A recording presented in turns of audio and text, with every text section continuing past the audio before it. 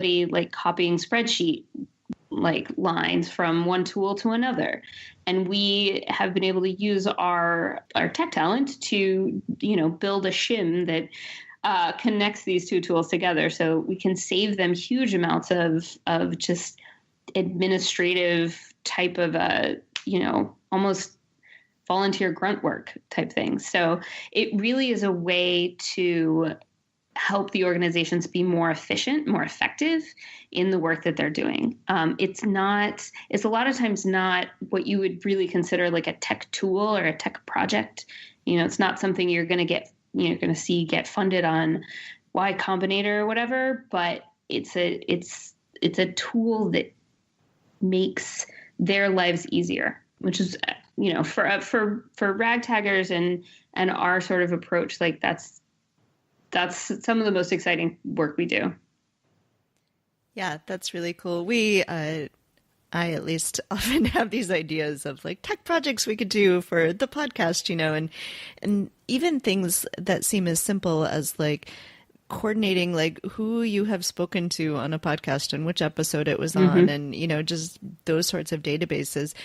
Once you start to sort of get into the technology of it, it's like, wow, it would be a lot easier with some sort of tech tool that would help us with that stuff, and that's a very, very simple example, but it's easy to envision how that sort of thing on a much larger basis for an organization could just make a huge amount of difference. Yeah. And for a lot of organizations that are starting up, like they don't have the capacity, they don't have the money, they don't have the people, they don't have the expertise, they don't have the time to figure out what their need is and what tech tool will best fit it and how that will look in the long term, like that kind of stuff. So when Indivisible was first starting out, they, didn't have the staff that they have now. And so organizations like that, sometimes you've got to say like, okay, what is an off-the-shelf tool that does mostly what I need right now? And then later when I have the resources, maybe I can figure out how to like make a full custom Salesforce app or what have you.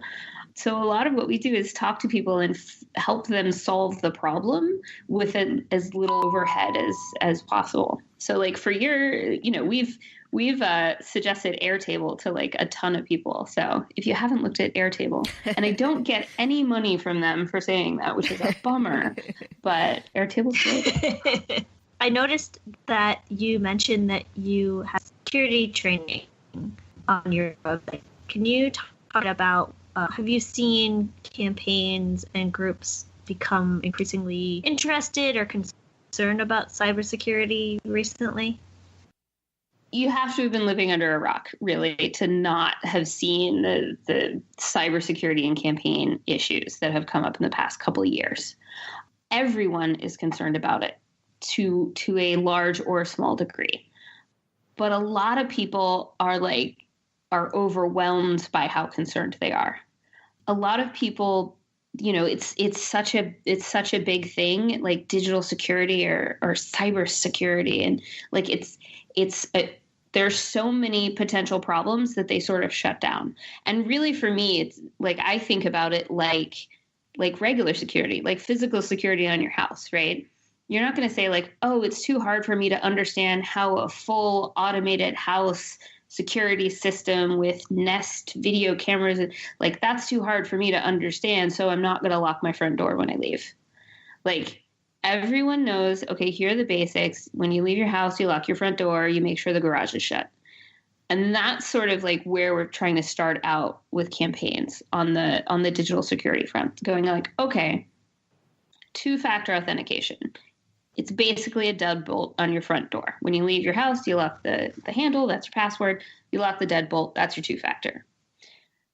And people can start to understand why that's such a basic step and why it's so important.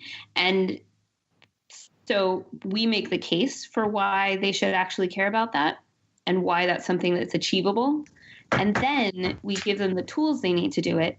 And then we actually walk them through implementing two-factor authentication. So either using a physical key to do it or using like a password app that will give them a two-factor key. Like, we have these security trainings that we're doing. I think at this rate, we're doing about 2 a week, like webinar trainings that just seriously walk everybody through it step by step, and get them set up with their security devices or their two-factor apps.